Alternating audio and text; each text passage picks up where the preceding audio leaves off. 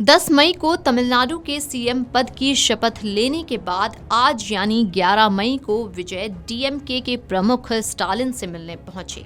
शपथ ग्रहण के तुरंत बाद दोनों नेताओं की मुलाकात ने सियासी गलियारों में हलचल मचा दी है। सबसे पहले आप दोनों नेताओं की मुलाकात का ये वीडियो देखिए।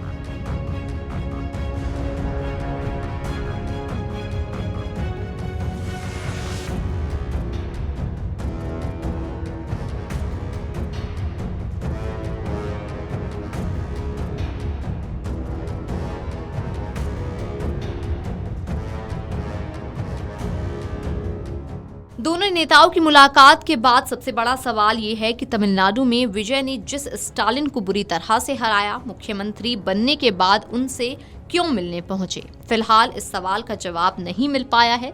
स्टालिन के चेन्नई स्थित आवास पर हुई इस मुलाकात में सुरक्षा के कड़े इंतजाम थे। विजय अपनी टीम के साथ उनके आवास पर पहुंचे थे। विजय ने शपथ के बाद कहा था कि उनकी सरकार सेक्युलरिज्म, सामाजिक न्याय और जन केंद्रित शासन पर जोर देगी।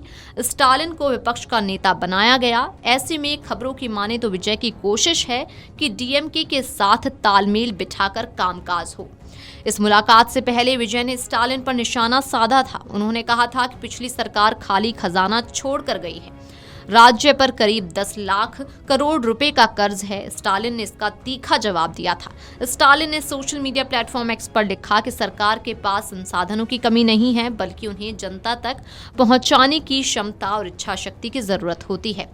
उन्होंने कहा कि फरवरी के बजट में राज्य की वित्तीय स्थिति को पहले ही स्पष्ट किया जा चुका था। उन्होंने विजय के आरोपों पर प्रतिक्रिया देते हुए कहा कि बिना पूरी जानकारी के ये कहना सही नहीं है कि सरकार के पास पैसे नहीं हैं। स्टालिन ने कहा कि जनता को गुमराह करने की कोशिश नहीं होनी चाहिए। उन्होंने कहा कि सरकार चलाने की वास्तविक चुनौतियों को समझना जरूरी है और नए नेतृत्व को समय के साथ अनुभव मिलेगा।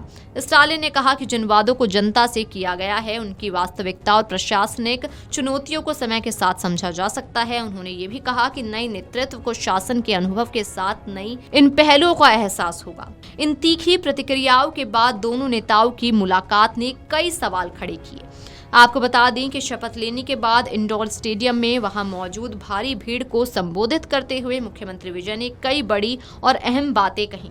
उन्होंने पूरे विश्वास के साथ जोर देकर कहा था कि उनकी नई सरकार राज्य में एक बिल्कुल नई शुरुआत करेगी।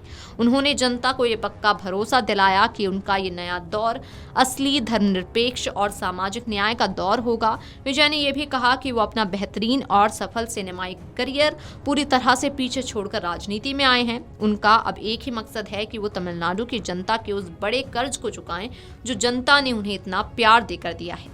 Video desk amarujala.com। अगर आप ये वीडियो YouTube पर देख रहे हैं तो हमारे चैनल को सब्सक्राइब कर बेल आइकन दबाएं और Facebook पर देख रहे हैं तो हमारे पेज को लाइक करें।